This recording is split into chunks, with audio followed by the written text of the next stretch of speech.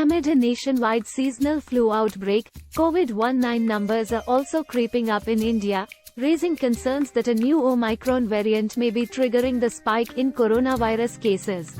On March 12, the country reported 514 new COVID-19 cases, the highest in nearly 4 months, while active cases rose to 3,809. The states that are recording more coronavirus cases compared to others include Maharashtra, Kerala, Delhi, Telangana and Gujarat. Though the overall COVID-19 test positivity rate stays at 0.5% for the country, some districts and states have seen a rising trajectory in the positivity rate.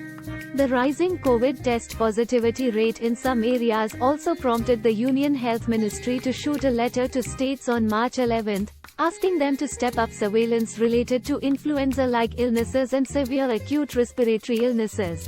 While the COVID-19 trajectory has decreased substantially in the last few months, the gradual rise in COVID-19 test positivity rates in some states is a concerning issue that needs to be promptly addressed, Health Secretary Rajesh Bhushan said in the letter.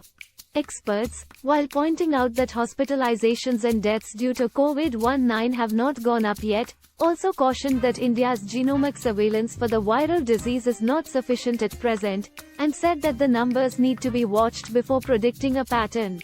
Eye on hospitalization pattern. Officials in the health ministry said that surveillance of routine influenza cases shows a prevalence of viral respiratory pathogens like influenza A, H1N1 and H3N2, among others, and adenoviruses apart from some variants of Omicron.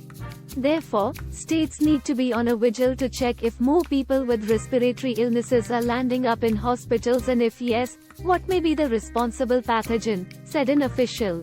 Epidemiologist Naman Shah too said that slight rise in cases alone may be hard to interpret given the weaknesses of our surveillance.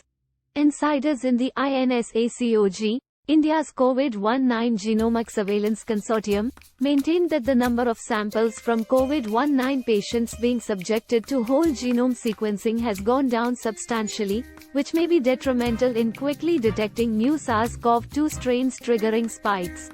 Based on the limited surveillance, however, Omicron XBB is still the most dominant SARS-CoV-2 strain in India as of now. Biologist Anurag Agarwal, who is associated with Ashoka University, underlined that there do not seem to be red flags as of now, and the rise in cases may be a result of more testing since due to a higher incidence of respiratory illnesses, more people may be getting the tests done. Of course, if cases keep rising or test positivity rate goes up, it would need a deeper look, he told Money Control. We should keep in mind that the circulation of SARS-CoV-2 hasn't stopped, so some ups and downs are expected. Infectious disease specialist Ishwar Gilada said the case pattern needs to be watched for a few weeks before an inference can be drawn. He however pointed out that a large adult population in India may now be having waning immunity against COVID-19 as the majority had completed their primary vaccination schedule in 2021 and have not taken booster doses. I strongly recommend COVID-19 booster dose and annual shots against influenza for the elderly and those with underlying comorbidities, Dr. Gilada said. He also suggested that Indian vaccine makers should be encouraged to develop flu vaccines in order to reduce their costs for local consumption. According to virologist Dr. Shahid Jamil, who is associated with the University of Oxford, the rising cases may be due to the winter blip when respiratory viruses show increased infections. The reasons are mainly that people stay indoors and are also subject to high air pollution that further compromises the upper and lower respiratory tracts, he said. He also underlined that the key figure is the positivity rate, which though increased, is still low. High levels of primary series of vaccination, 2 doses, will protect from severe disease, said Jamil. But policymakers should seriously consider ways of increasing boosters.